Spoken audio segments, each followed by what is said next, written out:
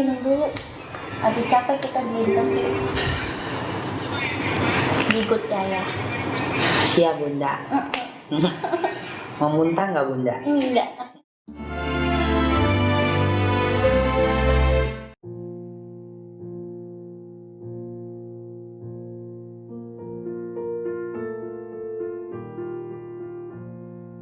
Tas.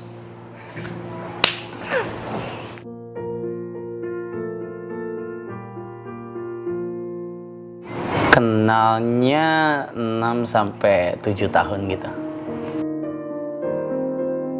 Waktu itu tuh gue masih tergabung di satu grup gitu di YouTube ya, termasuk pelopor di YouTube lah, di YouTube Indonesia. Gue masih main Twitter, and then penonton YouTube grup gue masih sedikit, jadinya ya kita appreciate sama orang-orang yang memang nonton dan kontak kita via sosial media yaitu Twitter. Dan akhirnya ada satu orang namanya Charlie waktu itu.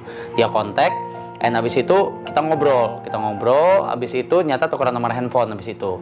Nggak ada niat apa-apa sama sekali, and then suddenly, ya kita akhirnya teleponan, ngobrol-ngobrol kenapa dia bisa suka sama videonya, and tahu-tahu nyata ada orang di belakangnya yaitu sepupunya waktu itu.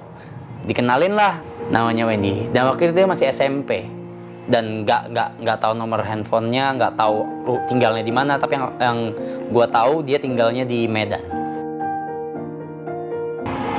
Ya kan belum ketemu ya. Jadinya first impressionnya ya nggak tahu, bocah tengik aja sih. Pertama kali ketemunya itu waktu itu dia udah lulus SMA dan dia pindah ke Jakarta. Terus dia tinggal di Kelapa Gading waktu itu. Dan kebetulan waktu itu gue sama dua temen gue yang tergabung dalam satu IO yang sama, kita mau meeting di salah satu mall di Kelapa Gading. And ternyata pas gue lagi meeting gitu, gue ngelihat ada cewek turun dari atas tempat gym gitu. And then gue ngeliat, loh kok kayaknya gue kenal, kayaknya gue tahu. Tapi ya udah aja, gue kayak cuman lihat-lihatan. Dan tiba-tiba si Wendy, nyata itu Wendy, terus dia ngeliat gue juga, terus dia langsung negor, Arab, Wendy. Ya udah, dari situ akhirnya ketemu dan ngobrol dari situ.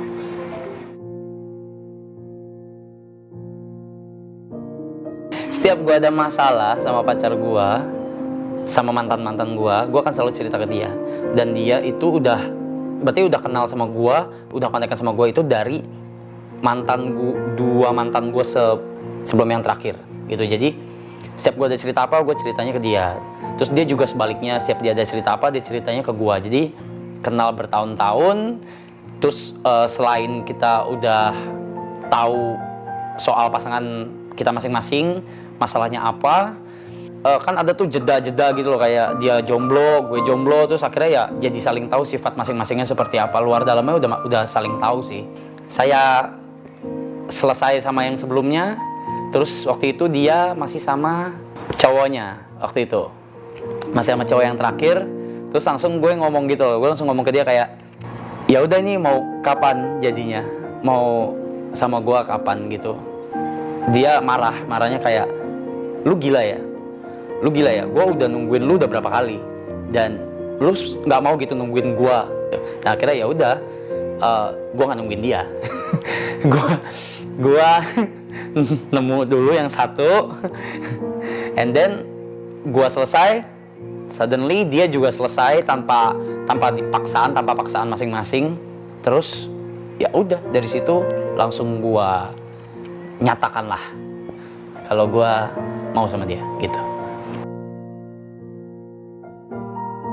Kurang lebih sama sih, sama seperti yang gue kenal dari dia masih sekolah.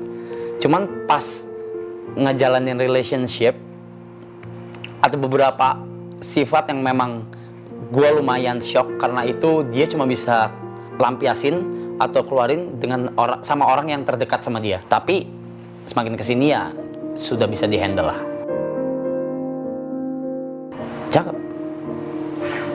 Cakep apalagi. Hai.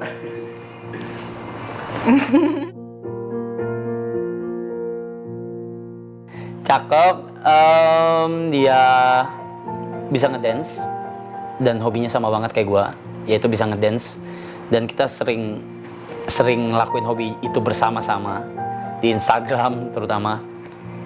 Yang paling utama yaitu gue tuh baru pindah rumah. Tadi itu gue di apartemen kan, dan dari di apartemen gue sudah bisa melihat dia tuh wife material banget. Dalam arti dia kalau ngurus tempat tinggal, wow. Ngomong opo. Rapih, dia nggak bisa ngeliat berantakan, terus bakal ngoceh-ngoceh sendiri tapi diberesin gitu. Dan waktu gue pindah rumah, gue sangat terbantu dengan adanya dia, karena dia yang ngurus surat-surat kayak gitu, karena dia kan dulu kerja di bank beberapa tahun. Soal keuangan, ya duit gue aman lah sama dia.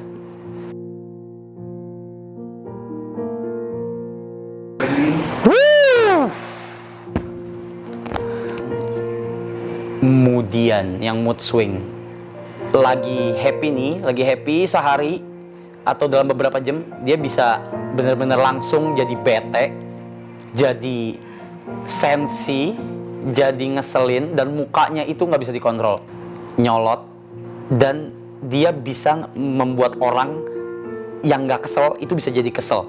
Tapi semakin kesini akhirnya ya bisa dihandle lah. Dan karena bantuan teman-teman juga, ada WS, Niko, dan Tika, akhirnya bisa terbantu. Karena kuncinya komunikasi, akhirnya kita sekarang baik-baik aja.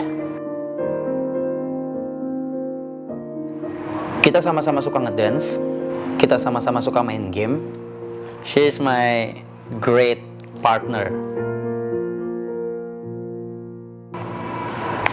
Jawabannya bukan karena nggak ada pilihan juga sih. Gue capek kalau harus ketemu orang baru, terus gue harus kenal dari nol lagi gitu loh. Nah sama Wendy gue udah kenal sekitar 50-60% gitu. Ya gue malas aja dan capek banget kalau gue harus kenal orang. Dia mau berubah, karena gue tahu itu nggak gampang. Di luar dari semua itu juga sweet, tapi itu alasan paling utama gue mau meritin dia. Sangat parah, keterlaluan, sampai nggak make sense kadang-kadang. Nggak tahu tempat, nggak tahu kondisi, dan nggak peduli orangnya siapa. Kayak contohnya kemarin gue nge-MC Sweet 16 dan anaknya foto sama gue, anaknya ngerangkul gue, terus dia bete 2 hari. Bisa support masing-masing sih dalam keadaan apapun. Mau lagi kusut kek, mau lagi sukses kek, segalanya sih. Minggu lalu ya gue ngimpi tentang dia. Dia marah-marah karena rumah berantakan. Lu bayangin sampai ke bawah mimpi. Enggak, itu beneran. Pas pacaran. Actually sih enggak sih. Iya, gue cium dulu baru gue pacarin gitu. You know, there is a project, NASA project.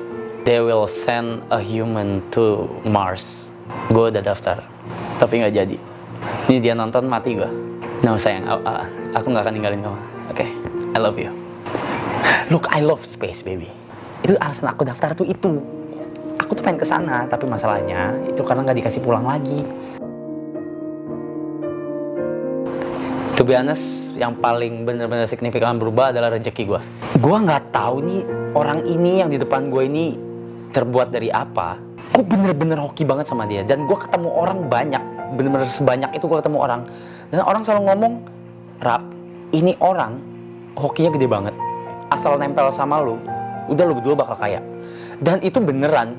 Kedua, gue harus memaksakan diri gue untuk jadi lebih dewasa. Kalau gue ikut-ikutan manja atau ikut-ikutan beranak kecil ria, ini gue nggak bisa nutupin sifat dia dan nggak bisa ngedidik dia untuk jadi lebih baik. Jadi gue akan mencari yang lebih dewasa, karena nggak perlu gue tuntun, nggak perlu gue didik lagi. Bahkan mungkin dia yang bisa mendidik gue, atau mungkin kita bisa saling kerja bareng, bangun bisnis bareng or something gitu. Anakku pasti ganteng. Anak gue pasti cakep dan ganteng. Itu yang pertama. Anak gue pasti pinter. Kalau gue stay dengan diri gue yang sekarang, yaitu kerja terus-terusan, kerja keras. Dan Wendy stay sama diri dia yang bisa ngatur keuangan. Men, kita bisa bikin hotel di Dubai. Dia bakal gede di bisnis dan di entertain, dan itu sinkron. Ngedance, dia bakal gede di sana. Dia akan punya clothing brand sendiri. Limbo, rintangannya susah-susah di awal, terakhirnya gampang-gampang. Nih anak susah di sifatnya doang di awal-awal. Waduh. Ya, di Mad Father, dia ngelakuin semuanya sendiri.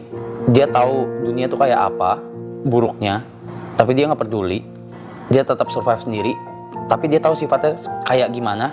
Dia tahu endingnya tuh ya dia bakal tetap jadi diri dia sendiri.